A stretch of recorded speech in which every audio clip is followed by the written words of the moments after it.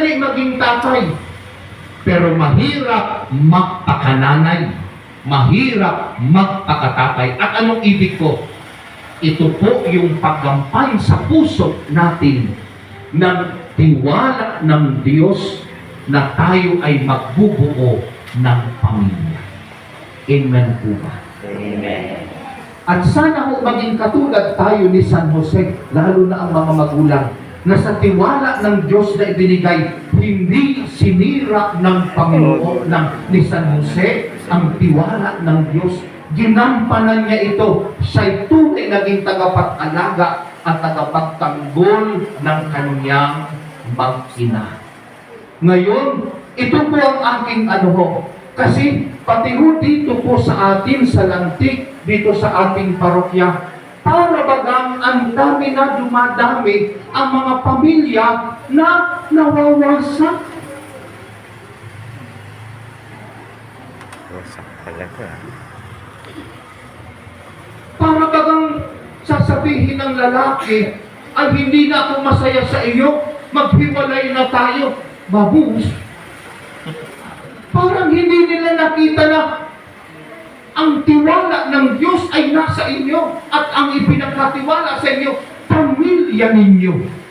Basta ka na lang ba iiwanan mo ang iyong mag-anak? Paano yung iyong mag-anak? Paano iyong mag-aama? Paano iyong mag-iina? Binuo kayo ng Diyos.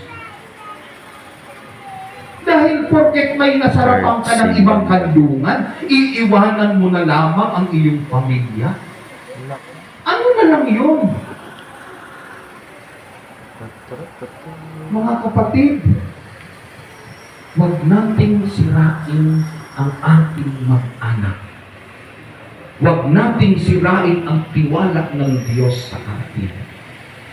Kung gusto po natin ngayong darating na Pasko, ay gusto nating maging masaya, protektahan at alagaan ang ating mag-anak. Di ba po naman? Totoo naman ho, di ba? Na tayong mga magulang, ang kaligayahan natin talaga ay yung makita natin ang ating mga anak masaya. Tama po ba? No? Yung makita natin yung mga anak natin masaya sila, ay sobra ng kaligayahan. At yan ang paggampanan sa papel bilang mga pinagkatiwalaan ng Diyos. Nilagyan ko yung Amen po ba? Yung background mo. Ipagdasal po natin mga kapatid na dito po sa Lantik ay wala sanang mga pamilya na mawawasak. Wala sanang mga mag-asawang maghihiwalay. Kasi katulad ni San Jose, ang tiwala ng Panginoon sana'y ating pahalagahan. Amen ba? Amen. Yung mga kung katabi niyo po ay isang magulang, pakisabi, basta patatagin mo ang pamilya mo. Basta patatagin mo sa akin, ang pamilya mo. patatagin mo. Andito si Ate Norma. Palagay ko, hindi mo talagang kontentado po kayo sa alaga at pagtatanggol ni Kapitan Andy. Diba? Bernie? Ito si Karen wala pa naghahanap pa ng magtatanggol sa kanya. Ito rin si mababanggit ko naman, nagtatago na nga Benes mga kapatid, sana po lagi ko natin hangarin na maging masaya lagi ang pamilya natin. Huwag natin ipagpapalit sa mga panandali ang saya at ligaya.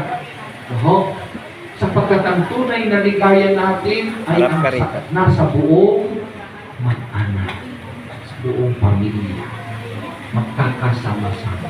Yun ang una.